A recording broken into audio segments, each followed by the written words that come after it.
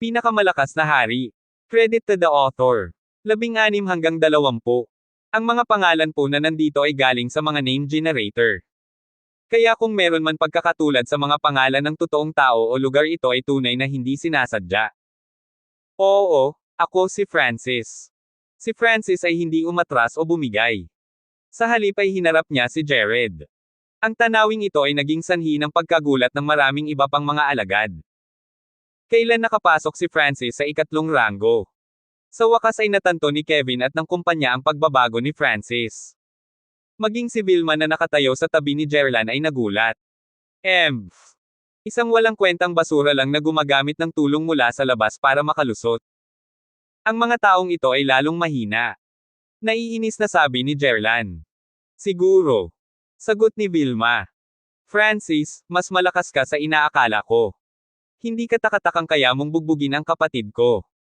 Pinuri ni Jared si Francis nang huminto ito 2 yarda ang layo sa kanya. Huwag mo na akong purihin, narito ka para maghiganti para sa kapatid ko, sa palagay ko. Bahagyang ngumiti si Francis. Oo. Mabilis na nagpatuloy si Jared, bagaman ang aking kapatid ay isang walang kwentang basura. Siya pa rin ang aking kapatid. Ang mukha ni Kevin ay naging pangit habang nagsasalita si Jared. Ang kapatid niyang ito ay hindi kailanman nagbigay ng anumang mukha sa sinuman. Ipinagpatuloy ni Jared, mas bata ka sa akin at nakarating lang sa ikatlong ranggo. Kaya hindi kita ibubuli. Kung mabubuhay ka pa sa unang 10 galaw ko, hahayaan ko na ito. Oo naman. Medyo nagulat si Francis sa kung paano kumilos si Jared. Ang kapatid ni Kevin ay hindi kasing yabang ng kanyang inaakala. Nagharap ang dalawa sa isang piraso ng ekstrang lupa sa larangan ng martial arts. Nagsisimula na ngayon. Biglang nanlamig ang aura ni Jared at nagsimulang yumuko ang kanyang 4 na paa, parang makamandag na ahas. 13 pagbabago ng makamandag na ahas. Alam ng ilan sa mga alagad ang kasaysayan ng paglipat. Bilang kalaban ni Jared, nakaramdam si Francis ng hindi kilalang lamig. Habang natutunan ng magkapatid na lalaki ang 13 pagbabago ng nakakalaso na ahas, maaaring bigyan siya ni Jared ng matinding pressure. Ikalawang pagbabago ng poisonous snake.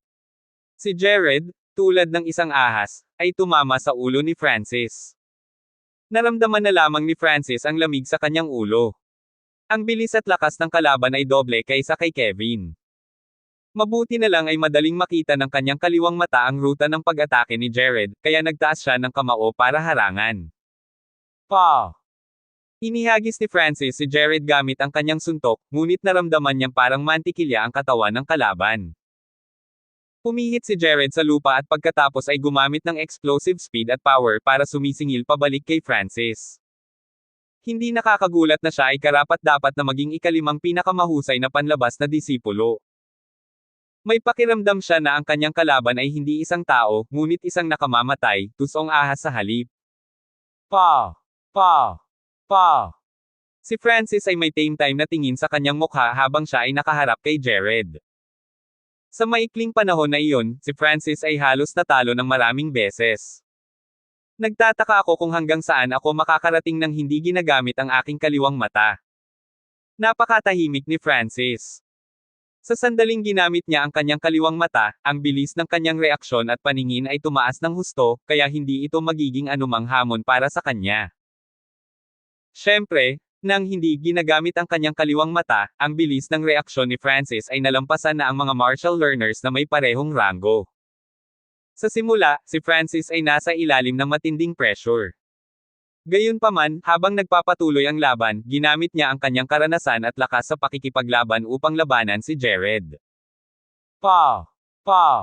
Bang! Magkasamang naglaban ang dalawang anino sa field. Ang dalawa sa kanila ay parehong gumamit ng malapit na mga kasanayan sa labanan, at ang bilis ng kanilang pakikipaglaban ay napakabilis. Ang lakas ni Francis ay mas malakas kaysa sa naisip ko. Ito ay naging 5 galaw. Nadama ng ilan sa iba pang mga alagad na hindi ito kapani-paniwala. Napakabilis ng improvement niya. Nagsimulang lumakas ang paghinga ni Vilma. Sa hindi kalayuan, patuloy na pinupunasan ni Kevin ang pawis sa kanyang noo. Naisip niya na sa lakas ng kanyang kapatid, kailangan lang niya ng 2 o 3 galaw para mapabagsak si Francis, ngunit ang huli ay hindi inaasahang bumuti ng husto. Sa lalong madaling panahon ito ay ang ika-6 na paglipat. Kung paanong magkaparehas sina Francis at Jared sa isa't isa. Ika-4 na pagbabago ng nakakamandag na ahas. Ang mga galaw ni Jared ay naging parang dagat. Umikot ito, tumalon at pumulupot kay Francis. Sa pagsisimula ng ika-4 na pagbabago, ang pinsala ni Jared ay tumaas ng husto. Naramdaman ni Francis ang pagtaas ng pressure at naalala na nalaman lamang ni Kevin ang unang 3 pagbabago ng 13 changes of the poisonous snake. Gayunpaman, natutunan ni Jared ang unang 7 pagbabago. Ang bawat pagbabago pagkatapos ay mas mahirap matutunan ngunit ang pinsala ay tataas din ng husto. Pakiramdam ni Francis ay parang walang buto ang kanyang kalaban at papalapit siya ng papalapit. Sure! Si Francis, sa likas na hilig, ay gumamit ng lightly floating fairy para humiwalay kay Jared. Malapit na labanan ang forte ng 13 changes of the poisonous snake, maging ang angry dragon fists ay mahirap laban dito. Teng! Teng! Si Francis, sa mga tuntunin ng bilis, ay palaging mas mabilis kaysa kay Jared. Ang 8th move, the 9th move. Ang 10th move. Naghiwalay ang dalawang anino habang pidyo hininga ang mga disipulong nanonood. Nanalo ka na. Matalim na tiningnan ni Jared si Francis, at tila walang magawa. Pagkatapos ay tumalikod siya at umalis, naiwan ang isang pulutong ng mga gulat na disipulo. Salamat sa pagdali. Ngumiti si Francis. Hindi niya ginamit ang lahat ng kanyang lakas sa laban na ito. Halimbawa, hindi ginamit ni Francis ang kanyang kaliwang mata sa sukdulan nito. Hindi rin niya ginamit ang lightly floating fairy o ang air-pushing breathing technique sa kanilang pinakamataas na potensyal. May 2 dahilan siya para dito. Una, gusto niyang makita kung gaano siya kalakas nang hindi ginagamit ang kaliwang mata. Pangalawa, gusto niyang mag-iwan ng ilang hidden card para sa family sparring contest. Ang resulta ay napakalinaw. Nang pigilan niya ang kanyang sarili na gamitin ang mga bagay na ito ay kapantay niya si Jared. Malinaw, hindi makumpirma ni Francis kung nag-iwan si Jared ng ilang mga nakatagong galaw dahil 10 suntok lang ang palitan nilang dalawa. Kailan siya naging napakalakas? Ang ilan sa mga pamilyar kay Francis ngayon ay nakatitig sa kanya nang nakabukas ang kanilang mga mata. Lalong naging exaggerated si Kevin, ibinuka niya ang kanyang bibig na parang manok na kahoy. Kuya, kung hindi mo siya matalo sa 10 galaw, matatalo mo pa rin siya para sa akin. Sabi ni Kevin habang naabutan niya si Jared. You better give up. Kahit walang restrictions hindi ko rin siya matatalo. Ang bilis niya para sa akin. Umiling si Jared. Paano ito posible? Alam ni Kevin na hindi nagsisinungaling ang kanyang kapatid. Hindi niya iyon ugali. Siya ang nanalo. Ang katawan ni Vilma ay naging matigas habang seryosong nakatingin sa binata sa hindi kalayuan. Ang kabataang iyon ay tila lalong gwapo, matangkad, kaysa sa dati sa puntong ito.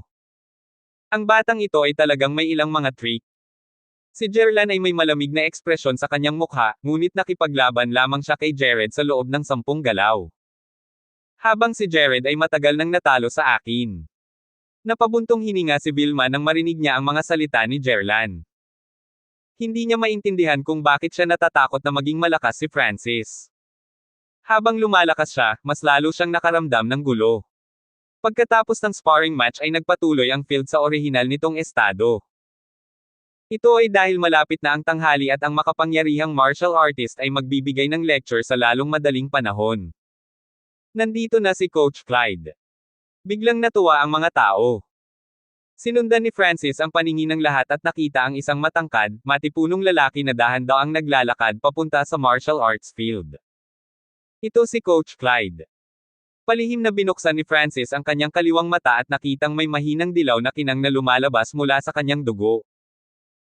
Ang lakas ng loob ay itinutulak sa tuwing siya ay humihinga, lumikha ito ng hindi nakikitang presyon. Bakit nagkaroon ng ibang aura ang mga makapangyarihang tao at lumikha ng hindi nakikitang pressure? Medyo naintindihan ni Francis sa pamamagitan ng pagtingin sa kanya. Sa sandaling ito, bawat hakbang na ginawa ni Coach Clyde at bawat sulyap niya ay lumikha ng pressure. Ang aura na ito ay pagmamayari ng mga martial artist. Kahit sinong martial learner sa ilalim ng 4th rank ay maaaring walang lakas ng loob na umatake. Napakalakas. Ang mga alagad ay may mga mukha ng sindik at takot. Ilang martial learner sa Green Flower Continent ang gustong magkaroon ng titulong martial artist. Maging si Francis ay katulad din. Gayunpaman, ang kanyang layunin ay hindi limitado sa ito. Ang kanyang layunin ay, Martial Master, ang mga may ikapitong ranggo o mas mataas. At maging ang Rumord Holy Martial Path. Ngayon ay magsasalita ako tungkol sa kung paano dapat gamitin ang mga kasanayan para sa martial learners na nasa ikatlong ranggo o mas mababa. Pag-uusapan ko rin ang aking karanasan sa inner strength. Malalim ngunit hindi malakas ang boses ni Coach Clyde. Gayunpaman, kahit na ang mga ilang daang metro ang layo ay maririnig siya ng malinaw. Matapos marinig ang mga karanasan ng inner strength, lumiwanag ang mga mata ni Jerlan, Angelica at Andy. Inner strength ng martial path. Nagkataon lang. Si Francis ay naging puno ng mga inaasahan. 17. Tulad ng alam ng lahat, ang martial path ay nahahati sa 9 na rank. Ang unang 3 rank ay kilala bilang ang power ranks at may titulong martial learners. Ang ika-4 hanggang ika-6 na rank ay kilala bilang martial artists, at ang ika-7 hanggang ika-9 na rank ay kilala bilang martial masters. Ipinaliwanag lang ni Coach Clyde ang tungkol sa 9 na hanay ng martial path. Ang bawat 3 ranggo ay may malaking agwat sa pagitan nila. Ang isip ni Francis ay gumuhit ng isang simpleng diagram. Unang 3 ranggo, palakasin ang katawan at mag-set up ng magandang pundasyon. Ika-4 hanggang ika-6 na ranggo, bumuo ng inner strength. Ang bawat galaw at aksyon ay higit na nahihigitin ang kapangyarihan ng martial learners. Ika-7 hanggang ika-9 na rank, pag-upgrade ng inner strength sa transformation strength na maaaring umatake sa pamamagitan ng hangin. May mga alingaw-ngaw sa Cloud Country ng Big Martial Masters, ang mga nakarating sa tuktok ng ika-9 na ranggo at may titulong 10,000 Men Army na madaling pumatay sa kanilang mga kaaway. Sa kanilang mga mata, ang mga normal na martial artist at nakamamatay na hayop ay mga langgam. Una ay pag-uusapan natin ang una at ikalawang rank ng martial path. Sa pamamagitan ng martial art skills, pinapalakas natin ang ating katawan at dugo. Unang binanggit ni Coach Clyde ang pundasyon ng unang 2 rank. Marami na sa mga disipulo sa field ang nakarating na sa ikatlong ranggo kaya hindi na nila ito pinansin. Binigyang pansin ni Francis dahil siya ay nasa unang ranggo ng martial path sa napakatagal na panahon. At ang 100 o higit pang martial art book sa kanyang isipan ay iba ang tingin noon. Bigla niyang naalala ang unang skill na natutunan niya, Flaming Metal Fists. Unti-unting nawala sa kanyang memorya ang mga galaw, karanasan at kasanayan. Nagulat si Francis dahil hindi niya alam kung ano ang ibig sabihin nito. Ang tanging alam niya ay naabot na ng Flaming Metal Fists ang pagiging perpekto nito. Hindi niya namalaya na hindi sinasadyang nakapasok siya sa isang meditational state. Ang mga estado na ito ay bihira, kahit para sa mga henyo. Next we will talk about the skills of the 2nd and 3rd rank, and how to execute them. Hindi lang nagsalita si Coach Clyde, ipinakita rin niya kung paano ay practice ang mga ito. Bilang isang tunay na martial artist, anumang hakbang na ipinakita ni Coach Clyde ay pawang middle rank na martial arts na sinanay hanggang sa pinakamataas na antas. Kahit na ginamit ni Coach Clyde ang kapangyarihan ng 3rd rank at middle rank martial arts, madali pa rin niyang matalo ang nangungunang 10 disipulo. Sa huli, sasabihin ko sa inyo ang mga trick tungkol sa inner strength. Ang ilan sa inyo ay nakarating na sa peak ng 3rd rank at medyo malayo na sa pagpasok sa 4th rank. Habang nagsasalita si Coach Clyde dito, ang kanyang mga labi ay pumulupot sa isang ngiti. Ang nangungunang 10 panlabas na disipulo ay nakarating na lahat sa tuktok ng ikatlong ranggo. Kahit ako ay hindi ko lubos na maipaliwanag kung paano gumagana ang inner strength. Ang pangunahing punto ay kung paano nauunawaan ng bawat isa sa inyo ang inner strength. Ang magagawa ko lang ay ibigay sa inyo ang ilan sa aking mga karanasan. Humina ang boses ni Coach Clyde. Nang matapos niya ang kanyang pangungusap, nagbigay siya ng nakakatakot na aura. Sa sandaling iyon, ang lahat ng mga disipulo ng sekta ng Hanford ay hindi makahinga ng maayos. Ang hindi nakikitang pressure ay bumaha sa lahat ng martial learners. Anong lakas? Ito ba ang lakas ng loob? Kung mayroon ako niyan ay maaari kong subukang makalusot upang maging isang tunay na martial artist. Ang karamihan ay nagpipigil ng hininga habang nakatingin sila sa pagkamangha. Ang inner strength ay kung tutuusin, isang uri ng kapangyarihan na nabubuo mula sa loob ng katawan ng isang tao. Kaya, ang malakas na dugo ay ang pangunahing punto sa pagbuo ng inner strength. At ang lakas ng dugo ng isang tao ay nakasalalay sa kung gaano kalakas ang katawan at buto ng isang tao. Ito rin ang dahilan kung bakit ang unang tatlong ranggo ay kilala bilang power ranks. Nagbibigay sila ng matibay na pundasyon na itatayo. Sabi ni Coach Clyde habang nagde-demonstrate. Rock-breaking palm. Isang malabong dilaw na liwanag ang lumabas sa gitna ng kanyang palad. Pay. Bago pa man tumama ang palad sa lupa ay dumating na ang pilit mula sa palad. Ah! Ang kapangyarihan ng palad na iyon, na puno ng inner strength, ay parang bundok na dumudurog patungo sa mga disipulo. Ang aura lamang ay maaaring magpatalo sa martial learners. Flop. Tatlong disipulo ng pangalawang ranggo na nakatayo sa unahan ay nahulog sa lupa. Kitang-kita ko na mahina ang pundasyon mo. Nahulog ka na sa hangin mula sa palad ko. Kung ito ay isang taong nasa ikapitong ranggo o mas mataas pa sa halip na sa akin ay nadurudge na kayong dalawa. Umiling si Coach Clyde. Habang siya ay nagpapaliwanag at nagpapakita, ang isang kabataan ay parang iskultura na hindi gumagalaw. Nang matapos ni Coach Clyde ang kanyang demonstrasyon ay ipinikit ng kabataan ang kanyang mga mata. Ang lakas ng loob ay ganyan. Pumikit si Francis. Sa isip niya, muling lumabas ang larawan ng katawan ng isang tao. Sa isang tiyak na punto, isang mahinang dilaw na liwanag ang nagmula sa loob ng dugo. Noong nagde-demonstrate si Coach Clyde kanina, ginamit ni Francis ang kanyang kaliwang mata para mas tumingin. Nahuli ng kanyang mata ang bawat banayad na pagbabago sa katawan ni Coach Clyde, kabilang ang kung paano nabuo ang lakas ng loob. Sa isip niya, paulit-ulit ngayon ang eksenang ito. Marahil si Coach Clyde mismo ay hindi maintindihan ang mga pagbabago sa kanyang katawan ng eksakto. Susunod, ipinakita muli ni Coach Clyde ang ilan sa kanyang sariling mga karanasan. Sa tuwing magpapakita siya, ginagamit ni Francis ang kanyang kaliwang mata para mag-obserba. Habang naririnig lamang ng ibang mga disipulo ang pangangatuwiran, ganap na nakikita ni Francis kung paano ito nabuo. Makalipas ang kalahating oras, natapos na ang lecture ni Coach Clyde. Hindi mo mapipilit ang inner strength. Upang mabuo ang inner strength kailangan mong magkaroon ng magandang talento at matibay na pundasyon. Umiling si Coach Clyde habang paalis. Halata na wala siyang gaanong pag-asa sa mga panlabas na disipulong ito.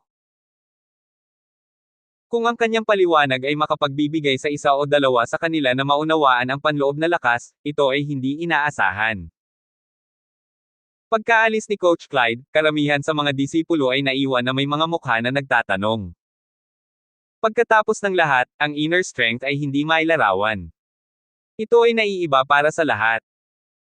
Malinaw, ang mga alagad na may mataas na ranggo ay nakakuha ng ilang mga pananaw. Si Andy, na una sa ranggo at si Jerlan kung minsan ay may mga pagpapahayag ng pag-iisip at kung minsan ay mga pagpapahayag ng kaligayahan. Bahagyang nagsalubong ang mga kilay ni Angelica. Para kay Francis, ipinikit niya ang kanyang mga mata habang nakatayo. Sa loob-loob niya, paulit-ulit na nilalaro ang alaala ng pagtatanghal ni Coach Clyde. Ilang sandali pa. Nagpakawala ng hininga si Francis habang nagmamadaling umuwi. Bang! Pagdating niya sa bahay ay isinara niya ang kwarto at naupo nang naka-cross-legged. Sa wakas ay naunawaan ko na kung paano gumagana ang inner strength. Sa loob ng kanyang isipan, muling lumabas ang mga huling pahina ng Lightly Floating Fairy. Ayon sa air-pushing breathing technique, kung sanayin niya ito hanggang sa tuktok ng ikatlong antas, magkakaroon siya ng pundasyon upang mabuo ang inner strength. Sa araw ding iyon ay lubos niyang naabsorb ang mga insight na nakuha niya.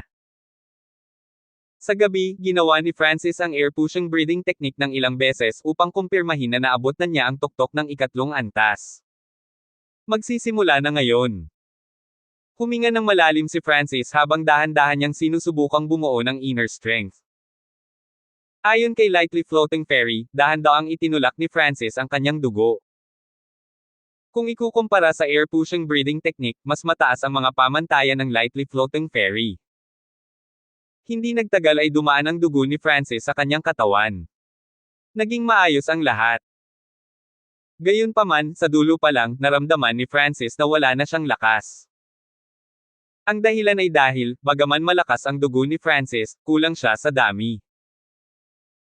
Sa mga tuntunin ng lakas ng dugo ay may kukumpara siya kay Andy, ngunit sa dami pa rin siya ay malayo. Hindi pa naabot ni Francis ang tuktok ng ikatlong ranggo, at ang paraan kung saan nabuo ng Lightly Floating Fairy ang inner strength ay mas mahirap kaysa sa karamihan ng iba pang mga kasanayan. Kung mabaigo ako, mahuhulog ang dugo ko sa isang panahon ng kahinaan at mas mahirap para sa akin na mabuo ito sa susunod. Nakagat ni Francis ang kanyang mga ngipin habang naglalabas siya ng 200 taong gulang na halaman ng dugo. Huminga si Francis habang ang enerhiya mula sa halaman ng dugo ay sumanib sa kanyang daluyan ng dugo. Weng! Sa huling sandali ay naramdaman ni Francis ang pag-agos ng dugo sa loob niya.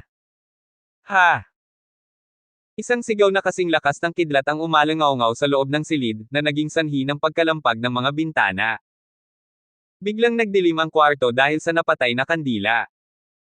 Sa ilalim ng liwanag ng buwan ay may isang kabataang puno ng pag-asa na dahan-dahang ibinuko ang kanyang palad. Pagkatapos, lumitaw ang isang magandang malabong berdeng liwanag. 18. Ginawa ko. Pinigilan ni Francis ang sarili sa pagsigaw. Sa sandaling ito, kailangan lang niya ng isang pag-iisip upang maglabas ng mahinang berdeng kinang mula sa kanyang palad. Kung hindi titingnang mabuti, hindi ito makikita.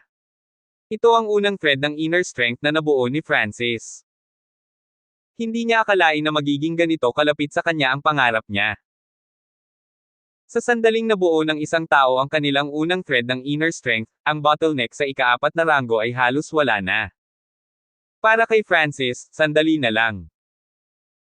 Kailangan lang niyang maabot ang tuktok ng ikatlong ranggo at magagawa niyang tumuntong sa ika-4 na ranggo, maging isang tunay na martial artist. Wala pang ibang outer disciple sa Hanford sect na nakabuo ng kanilang unang thread ng inner strength. Kahit na sina Andy at Jerlan. Nang mag-isip si Francis hanggang dito ay nagkaroon siya ng nasisiyahang ekspresyon. Ang pagkakaroon ng kakayahang bumuo ng inner strength sa ikatlong ranggo ay nangangahulugan na hindi siya mapipigilan para sa kanyang cultivation level. Ang 200 taong gulang na halaman ng dugo ay hindi maaaring masayang. Naramdaman ni Francis na ang kanyang katawan ay may natitira pang mga labi mula sa halaman ng dugo kaya siya ay bumuo ng ilang higit pang mga thread ng inner strength. Ang panloob na lakas ay ang lakas ng isang tao na nakompres sa isang mas mataas na antas. Upang pagsamahin ang kanyang inner strength, nagnilay-nilay si Francis ng isang araw at isang gabi. Sa sandaling lumabas siya ng kanyang silid, naramdaman niya na ang bawat paghinga niya ay maaaring magpahiwatig ng matinding presyon. Alam din ito ng mga magulang ni Francis. Mukhang medyo iba si Fenger. Mukhang mas may energy siya ngayon. Ngumiti si Clara. Panahon na para sa kanyang growth spurt. Naramdaman pa ng kanyang ama na si Tirso ang mahinang pressure na nagmumula kay Francis. Hindi mali ang kanilang damdamin.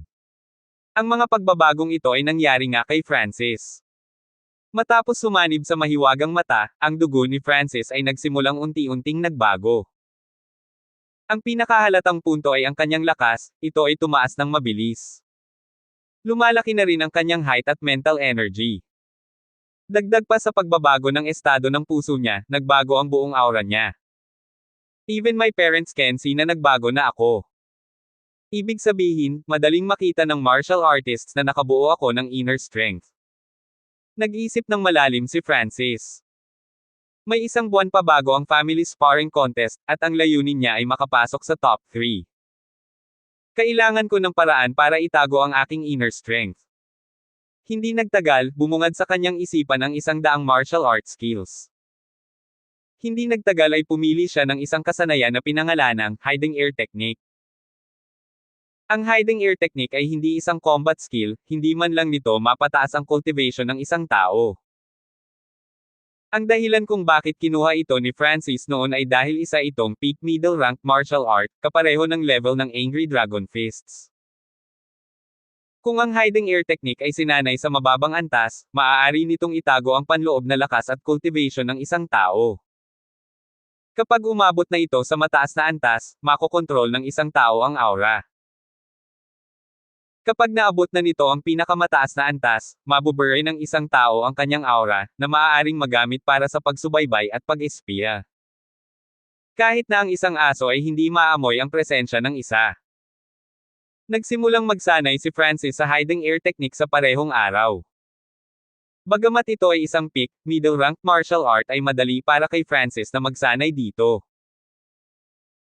Gamit ang kalahating araw lang na oras, sinanay na ni Francis ang hiding ear technique sa mababang antas, na nangangahulugan na maaari na niyang itago ang kanyang panloob na lakas.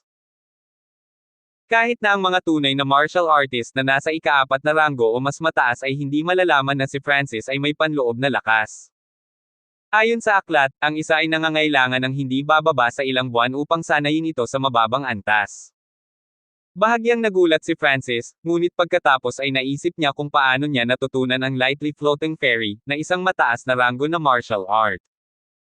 Dahil ang hiding ear technique ay nasa mababang antas na ngayon, si Francis ay maaari na ngayong hayagang maglakad-lakad. Pagkatapos ng ilang araw ay oras na para mag-sign up para sa family sparring contest. Fenger, maaari kang mag-sign up para sa family sparring contest ngayon. Huwag kalimutang magrehistro. Binalaan siya ni Tirso. Okay, pupunta ako ngayon.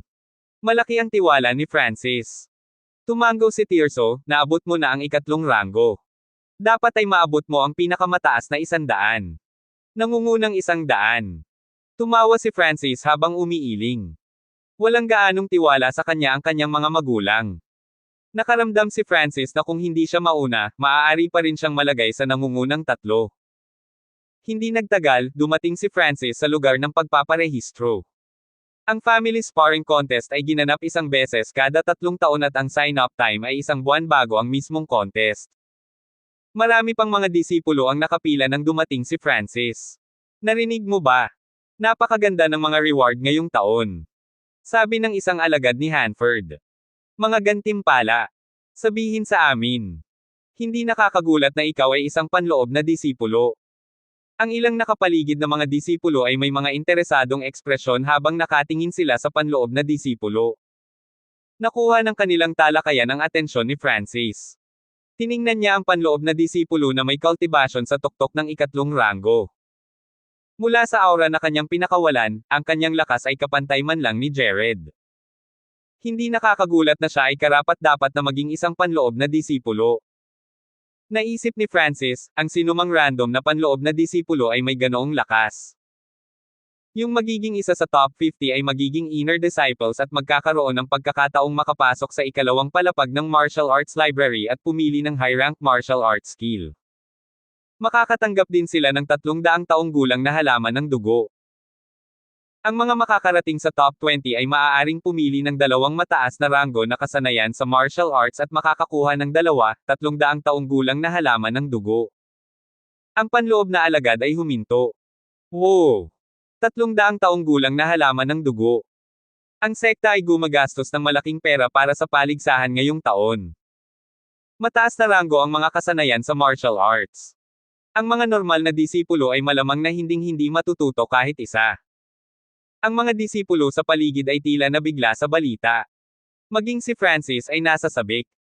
Ang isang 300 taong gulang na halaman ng dugo ay nagkakahalaga ng 3,000 pilak. Obviously, mas exciting sa kanya ang pagpasok nila sa 2nd floor ng martial arts library. Kung magkakaroon ako ng pagkakataong makapasok sa 2nd palapag ng martial arts library, maaari akong kumuha ng malaking halaga ng mataas na ranggo ng mga kasanayan. Si Francis ay puno ng pag-asa. Sa pagkakataong ito, nagpatuloy ang inner disciple, maaaring pumili ang top 10 nanograms 2 high-rank martial arts at makakakuha din ng 500 taong gulang na halaman ng dugo. 500 taong gulang na halaman ng dugo. Maraming mga alagad ang pinagsalikop ang kanilang mga palad habang iniisip nila ito. Ang isang 500 taong gulang na halaman ng dugo ay nagkakahalaga ng 10,000 pilak. Malamang na ang nangungunang tatlo ay maaaring pumili ng isang peak rank na kasanayan, dalawang mataas na ranggo na mga kasanayan at makakakuha din ng Yun Blood Pill. Peak rank martial art. Yun Blood Pill. Ang isang taong nagsanay ng isang peak rank martial art ay maaaring maglinang hanggang sa ika-9 na ranggo ng martial path. Tulad ng para sa Yun Blood Pill, ito ay isang mahalagang tableta na nakatulong sa pagtaas ng paglilinang ng isang tao. Ang ganitong uri ng mahalagang tableta ay nagkakahalaga ng higit sa 50,000 pilak. Ano ang nakukuha ng unang lugar? May nagtanong. Tama ka. Kadalasan ang unang lugar ay nakakakuha ng karagdagang reward. Sabi ng ilang disipulong Hanford. Ang unang lugar ay tiyak na magkakaroon ng mga karagdagang gantimpala, ngunit kahit ako ay hindi alam kung ano iyon. Umiling ang inner disciple. Nakaramdam ng pagkadismaya ang mga alagad. Gayunpaman, dahil hindi nila alam, mas nakaramdam sila ng interes na malaman. Matapos maghintay ng mahabang panahon. Sa wakas ay dumating si Francis sa lugar ng pagpaparehistro at kumuha ng badge. Ang badge ay may bilang na 188. Alam na ngayon ni Francis kung ano ang kanyang numero. Ang sekta ng Hanford ay may ilang daang disipulo na sumasali sa paligsahan. Ayon sa mga alituntunin, mayroon lamang 50 pwesto para sa mga panloob na disipulo sa ilalim ng edad na 18. Mayroong 50 panloob na disipulo sa sandaling iyon. Nangangahulugan ito na ang ilang panloob na mga alagad ay maaaring alisin at pagkatapos ay palitan ng mas bagong henerasyon ng mga alagad. Sa makatuwid, ang patimpalak na ito ay napakalupit. Pagkatapos mag-sign up, bumalik si Francis sa bahay upang magtrabaho ng mas mahirap. Lumipas ang mga araw. Palapit ng palapit ang oras para sa family sparring contest. 20 araw bago magsimula ang paligsahan sa sparring ng pamilya ay mayroon ng tinatayang listahan ng rankang.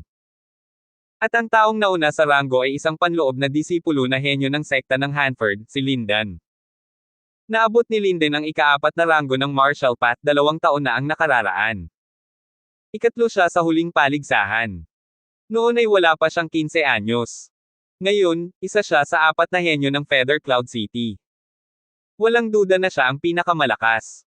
Pangalawang pwesto ay si Peyton, pangatlong pwesto Amber, ika-4 na pwesto Riley. 21 pwesto Andy. Nang makita ito ni Francis, huminga siya ng malamig. Si Andy, na una sa mga panlabas na disipulo, ay hindi man lang umabot sa pinakamataas na 20 sa mga panloob na disipulo. Sina Jerlan at Angelica ay ayon sa pagkakasunod-sunod ay nireranggo ng 38 at 40. Para naman kina Jared at Grayson na parehong nasa top 5 sa mga panlabas na disipulo, sila ay nireranggo sa pangkalahatan bilang 49 at 53. Ang ranggo ay may kabuoang 100 tao. Si Francis ay patuloy na naghahanap. Sa wakas.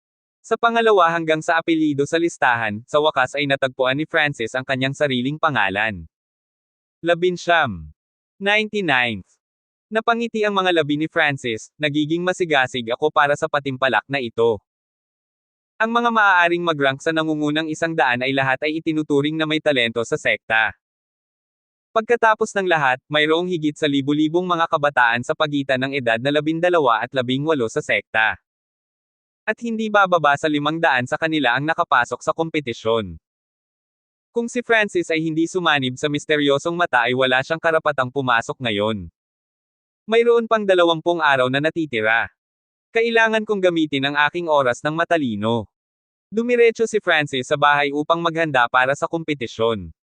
Papalapit ng papalapit ang oras ng family sparring contest. Ang lahat ng mga kabataan ng sekta ng Hanford ay nasa ilalim ng isang tensyonado na kapaligiran. Maraming mga disipulo ang nakalusot pa sa ilalim ng panggigipit na ito. Ito ang resulta na gusto ng mas mataas na antas ng sekta ng Hanford. Pagka-uwi ni Francis, bukod sa pagsamasamahin ang kanyang inner strength, nagpatuloy siya sa pagsasanay sa Angry Dragon Fists. Hanggang ngayon ang Angry Dragon Fists ay ang pinakamalakas na kakayahan sa pag-atake ni Francis. Kalahating buwan na ang nakalipas, sinanay niya ang Angry Dragon Fist sa mataas na antas. Ngayon, ang kanyang Angry Dragon skill ay umabot na sa pinakamataas na antas.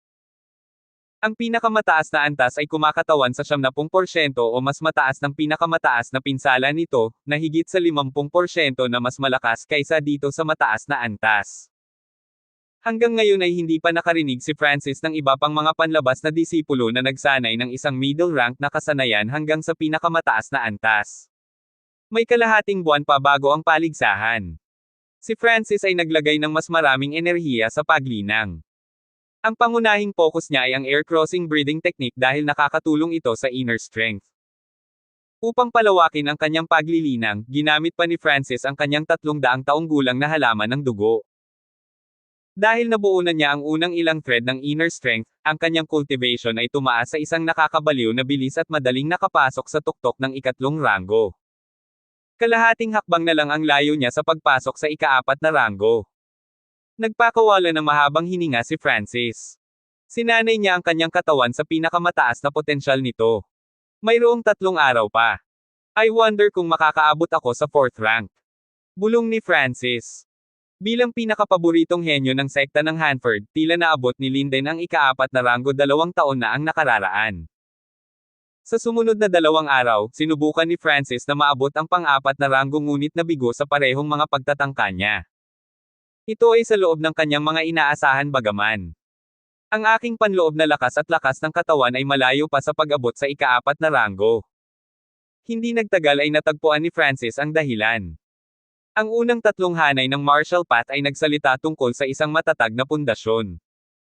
Kung ang pundasyon ay hindi matatag, ito ay makakaapekto sa mga kaharian mamaya. At sa nakalipas na 2 buwan si Francis ay nakalusot sa sobrang bilis, na naging dahilan upang ang kanyang pundasyon ay hindi sapat na matatag. Alam ito ni Francis at hindi pinilit na maabot ang ika-4 na ranggo. Hindi nagtagal ay 1 araw na lang ang natitira. Bukas na magsisimula ang family sparring contest. Huminga ng malalim si Francis at lumitaw ang mahinang berdeng glow habang ibinuka niya ang kanyang mga palad. Sa pagkakaroon ng panloob na lakas, maaari niyang agad na patayin ang isang cultivator ng ikatlong ranggo. Ngayon, ang kanyang lakas ay hindi na sa isang parang martial artist. Iyon ay isang kalahating hakbang na martial artist. Ang isang quasi-martial artist ay madaling talunin ang isang normal na ikatlong ranggo sa 1 o 2 galaw at maaaring maging sanhi ng isang tiyak na halaga ng banta sa mga nakamamatay na hayop tulad ng green-headed Tiger King. Gayunpaman, kapag ang isa ay umabot sa punto ng kalahating hakbang na martial artist, ang lakas ng isa ay lumampas sa isang parang martial artist. Si Francis ay maaari na ngayong makipagpalitan ng ilang suntok sa green-headed Tiger King. Ang pinakamalaking pagkakaiba sa pagitan niya at ng mga martial artist ay hindi ang panloob na lakas, sa halip ito ay ang lakas ng katawan. Nang gabing iyon, sa isang hardin sa sekta ng Hanford. Jang! Isang espada ang hinugot mula sa kaluban nito at lumikha ng mga ilusyon sa hangin. Ang may-ari ng espada ay isang kabataang nakadamit ng kulay ube. Ang kapangyarihan ng kanyang espada ay umabot na sa nakakatakot na antas. Ang kanyang mga casual na strike ay may kukumpara sa Kraken Windsword ni Xavier, na maaaring pumatay sa mga cultivator ng ikatlong ranggo sa isang galaw. Gerlander, not bad. Nasanay ka na sa high-rank skill cold flow ang sword sa mataas na level.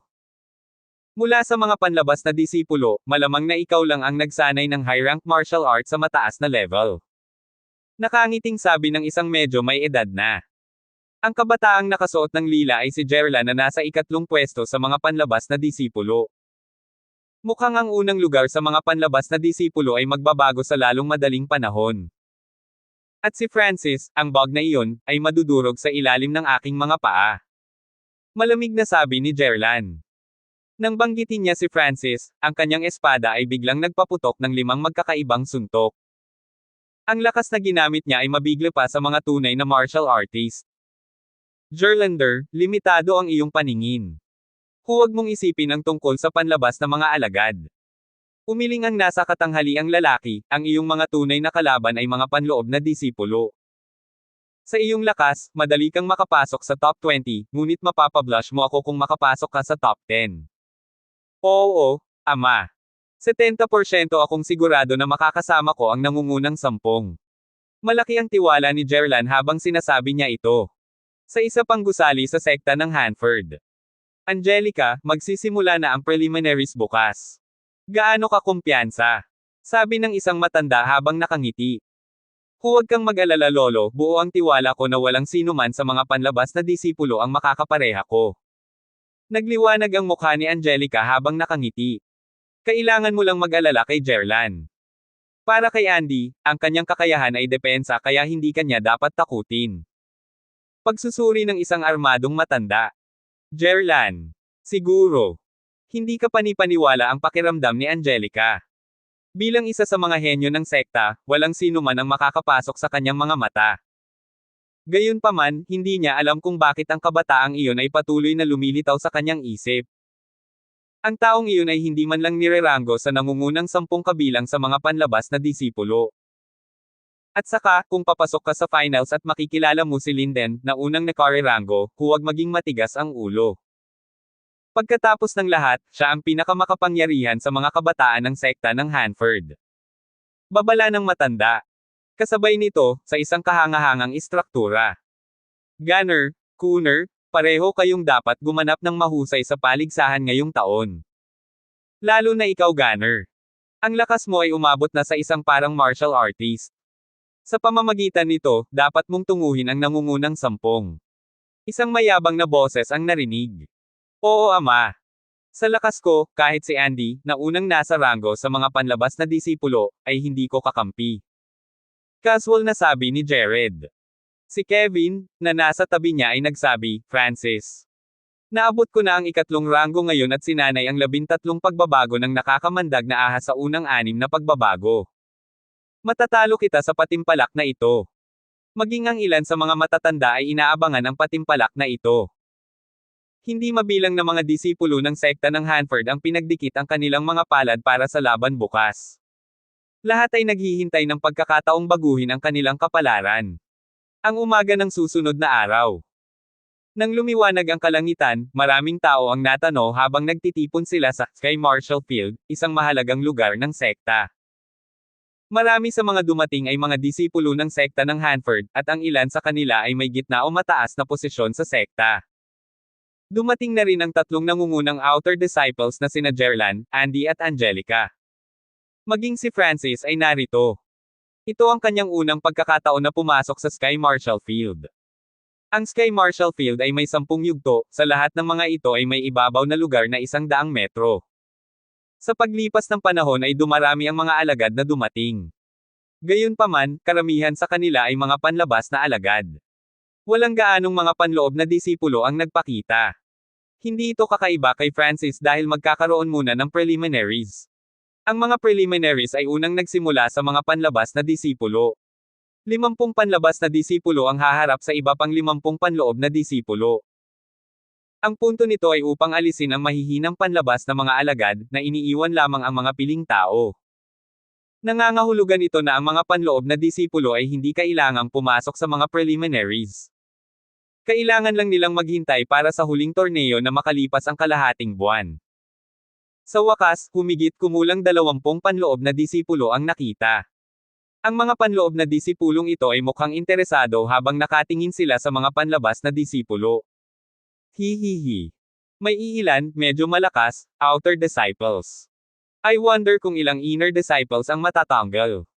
Sa tingin ko ang nangungunang 3 lamang ang may pagkakataon na maging mga panloob na disipulo. Tinalakay ng mga panloob na alagad. Tingnan mo. Si Riley, na nasa ika-4 na ranggo sa mga panloob na disipulo, ay narito na. Nabalot ng katahimikan ang karamihan. Isa siya sa mga pangunahing pinagtutuunan ng pansin ng mga panloob na disipulo. Maaliwalas ang mukha niya at tahimik na ugali. Habang sinisiyasat ni Francis ang babae gamit ang kaliwang mata, nalaman niya na mayroon itong panloob na lakas na mas mahina sa kanya. Martial artist. Ang Riley na ito ay umabot sa ika-4 na ranggo ng martial path. Huminga ng malamig si Francis. Bagamat alam niya na ang mga panloob na disipulo ay may hindi kapani-paniwalang talento, ito ay mas mataas kaysa sa inaasahan niya. Kung si Riley, na nasa ika-4 na ranggo, ay mayroon ng cultivation sa ika-4 na ranggo, kung gayon gaano kalakas si Linden, na nasa unang ranggo. Narinig ko na ang lakas ni Riley ay mas mahina lamang kaysa sa lakas ni Linden, Amber at Peyton, at ito ay isang hakbang sa ibaba ng 4 na mahusay na henyo ng Feather Cloud City. Unang pwesto Linden, pangalawang pwesto Peyton, pangatlong pwesto Amber. Wala ni isa sa kanila ang nandito. Si Andy, na una sa mga panlabas na disipulo, ay naging pangit ang kanyang ekspresyon. Ito ay malinaw na walang sino man sa kanila ang nadama na ito ay nagkakahalaga ng panunood ng mga laban ng mga panlabas na disipulo. Ang kanilang lakas at ranggo ay umabot sa isang hindi matitinag na hakbang. Siguro, makikita lang sila sa final tournament. Makalipas ang kalahating oras, isang boses ang umalangaw-ngaw sa buong field, magsisimula na ang family sparring contest. Ngayon ang preliminaries at ang mga outer disciples lang ang lalahok.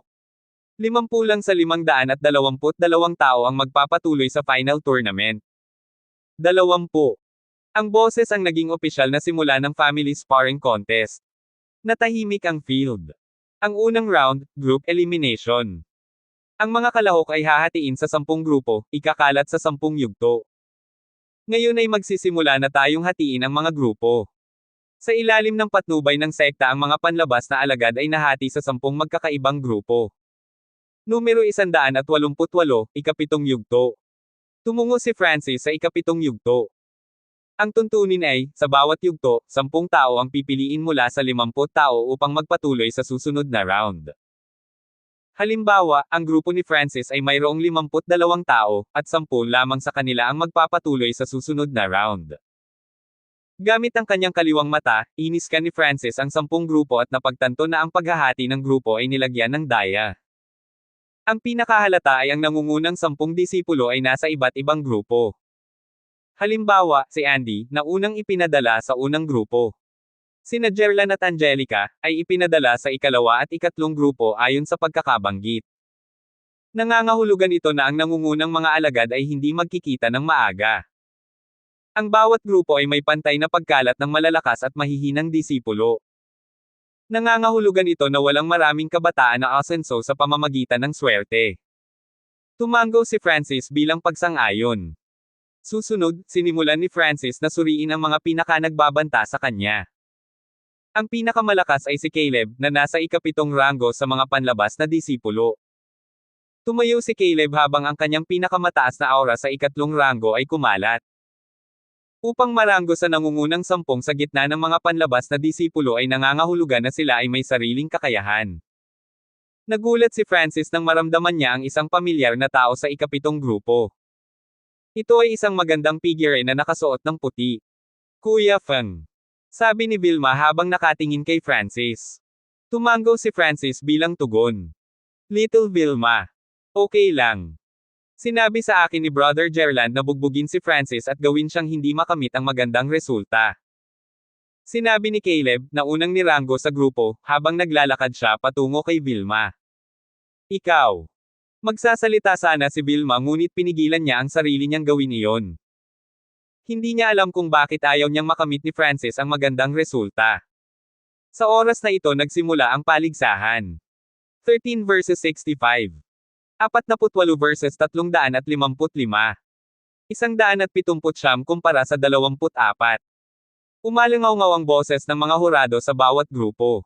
Mabilis na natapos ang mga unang round. Ang mga hukom ay pawang mula sa sekta at may mayaman na karanasan. Para sa mga laban na iyon ay isang panig, ang mga hukom ay palaging makakagawa ng tamang desisyon. Halimbawa, natalo ni Caleb ang kanyang kalaban sa isang hit. 188 versus 24. Sa wakas ay si Francis na. Teng. Mabilis na bumagsak ang kanyang katawan sa stage. 24 ay isang kabataan na nagkaroon ng kultibasyon ng pangalawang ranggo. Naglabas ng takot ang kanyang mga mata nang mapagtanto niyang nasa ikatlong ranggo si Francis. Pagpapalo ng wind palm. Ang medyo matabang binata ay nagkagat ng ngipin at buong lakas na umatake. Ang kasanayang ginamit niya ay nasa gitnang ranggo at ginamit ang bilis upang subukan at manalo. Nag-aapoy na metal fists. Casual na ikinaway ni Francis ang kanyang kamao. Sa sandaling ginamit niya ang kanyang kasanayan sa kamao ay nagbago ang ekspresyon ng hukom sa ikapitong yugto. Ito ay dahil si Francis ay gumagamit ng isang core rank martial arts skill. Pay. Habang nagpapalitan sila ng suntok ay pinalipad ang bahagyang mataba nilang kabataan. Bilang 188 panalo. Sabi ng judge. Dahil hindi malakas ang kalaban ni Francis ay hindi siya masyadong nakatanggap ng atensyon. Napakayabang ng batang ito, gumagamit ng core rank martial art. Nagtatawanan ng mga alagad sa ibaba. Bilang 188 versus numero 66. Hindi nagtagal, oras na ni Francis para umakyat muli. Nagkaroon ng panuntunan sa bawat grupo kapag natalo ang isa sa kabuoang 10 laban, tinanggal ang isa. Hindi titigil ang mga laban hanggang 10 tao na lang ang natitira. Kung ang isa ay maaaring manalo ng 20 sunod-sunod na laban, ang isa ay mapopromote sa ikalawang round. Ang ikalawang laban ni Francis ay laban sa isang mukhang kabayong kabataan na may cultivation sa tuktok ng ikalawang rango. Naglalagablab na kamao ng metal. Hindi man lang nag-isip si Francis habang tinatamaan niya ang mahahalagang bahagi ng kalaban. Napangiwi ang mukha ng kabayong binata nang bumagsak siya sa lupa.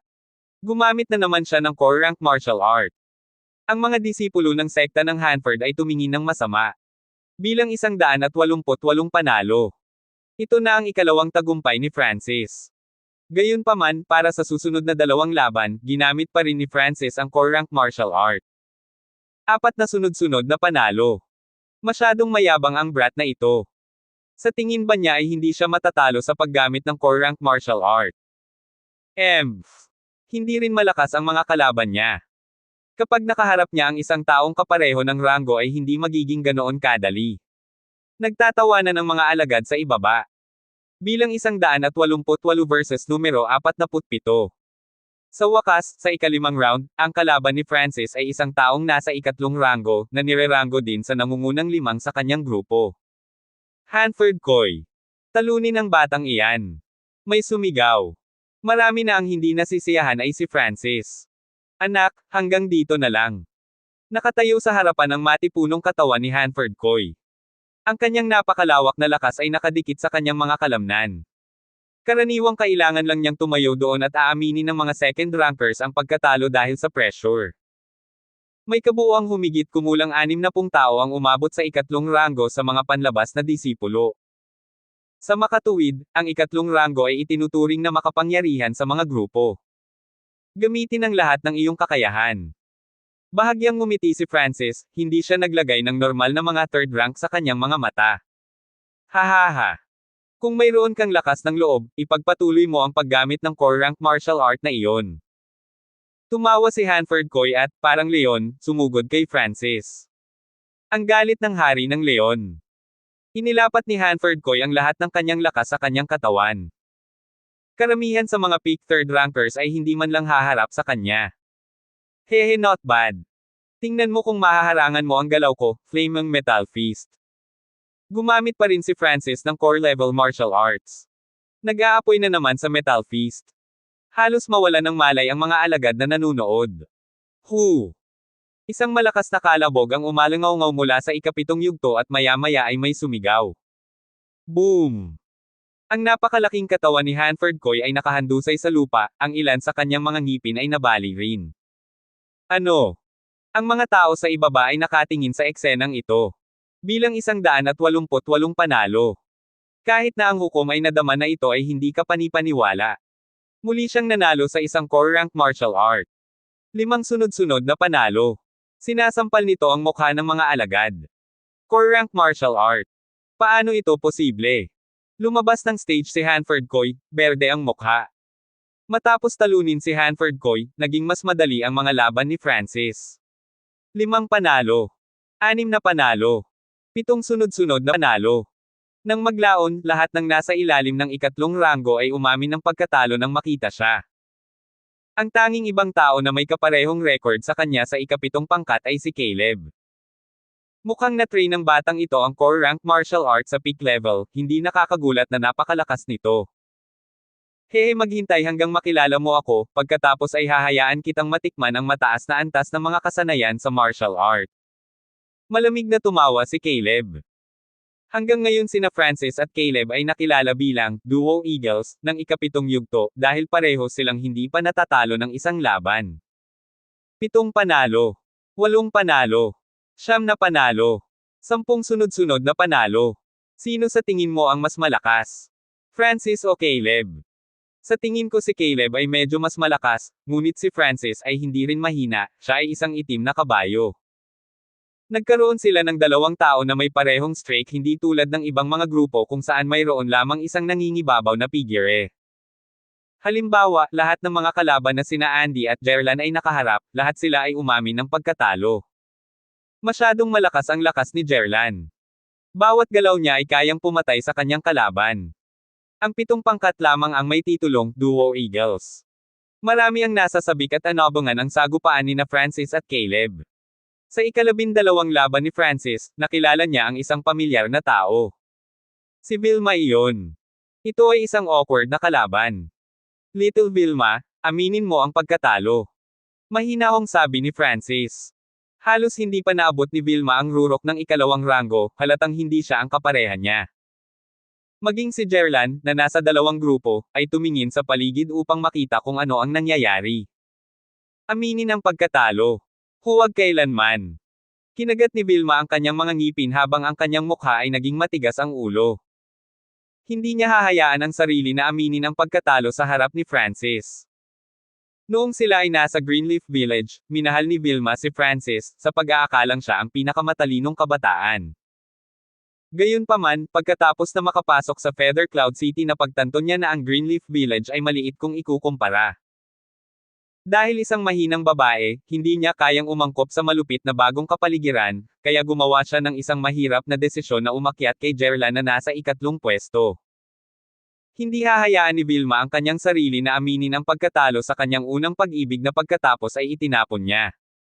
Mabuti. Walang magawang umiling si Francis. Lumulutang kamay ng hangin. Si Vilma ay parang hangin na sumanib sa palad na iyon at dumiretso sa ulo ni Francis. Ang floating wind hand ay isang kasanayan sa martial arts sa tuktok ng gitnang ranggo at angkop para sa mga kababaihan dahil ginamit nito ang lambot upang masira ang katigasan. Sa mga tuntunin ng ranggo ng kasanayan sa martial art, ang floating wind hand ay kapareho ng Angry Dragon Fists, ngunit maaari nitong pigilan ang huli na gamitin ang buong potensyal nito, tulad ng kung paano nito mapipigilan din ang Flaming Metal Fists. Naglalagablab na kamao ng metal. Hindi gumalaw si Francis at nagpakawala lang ng suntok. Pa! Nag-intertwined ang kamao at palad. Biglang umungol si Vilma at nagsimulang mahulog. Ay! Dahan daw ang bamantong hininga si Francis at sinubukang tulungan si Vilma na maging matatag. Kung tutuusin. Sabay silang lumaki at hindi niya kayang makitang nasasaktan siya. Itinuro ang wind finger.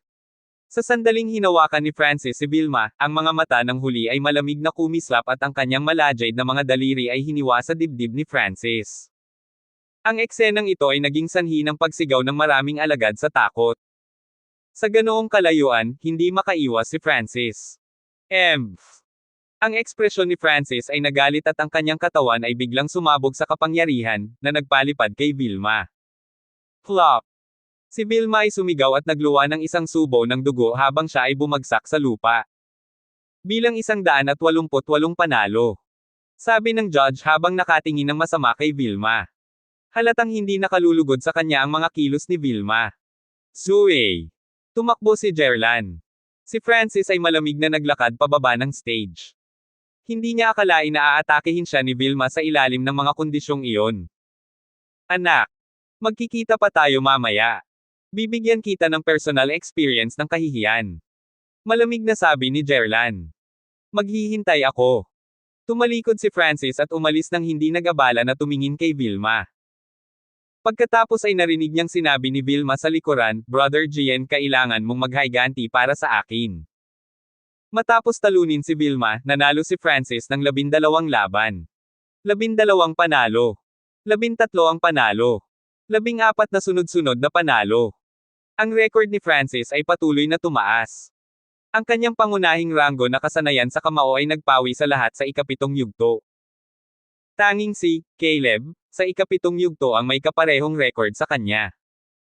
Mayroong 6 na laban pa hanggang sa makapasok ako sa susunod na round. Gayunpaman, sa ika-15 round, nakilala ni Francis si Caleb na unang nirerango sa grupo. Magkaharap na ngayon ang Duo Eagles. Ang kapaligiran ay umabot na sa kasukdulan sa ika-7 yugto. Sa wakas nagkita na sila. Ang mga disipulo ng ikapitong yugto ay nagpakawala ng malalim na hininga habang sila ay nasa sabik.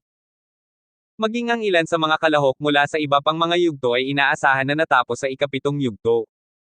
Isang ngiti ang pinakawalan ng judge ng ikapitong yugto. Anak, sa wakas nakilala na rin kita. Kung mayroon kang kasanayan, patuloy mong gamitin ang iyong pangunahing kasanayan sa rank fist. Dinilaan ni Caleb ang kanyang mga labi habang ang kanyang mga mata ay nagpapakita ng bahid ng pagiging mapaglaro. Sa mga tuntunin ng lakas, si Caleb ay nirerango sa nangungunang sampung sa gitna ng mga panlabas na disipulo at natuto ng mataas na rango na martial arts, na 3 rango na mas mataas kaysa sa core rank na martial arts. Bakit hindi? Patuloy kong gagamitin ang aking core rank fist skill. Mahinahong sabi ni Francis. Ano ba? Gagamitin pa rin niya ang core rank fist skill. Napuno ng malamig na hininga ang karamihan. Malinggamot ba ang kinain ng batang ito? Sobrang yabang. Sa tingin ba niya, sa paggamit lang ng core rank fist skill mag-isa, kaya niyang talunin ang buong grupo? Pa rin. Gumagamit pa rin ng core rank fist skill. Namula ang mukha ng judge. Kahit sa pananaw ng hukom, naisip niya na masyadong mayabang si Francis. Bilang kalaban, napatili ang ngiti ni Caleb para siyang sinampal. Salamat po at sinamahan ninyo ako, ingat lagi mga master.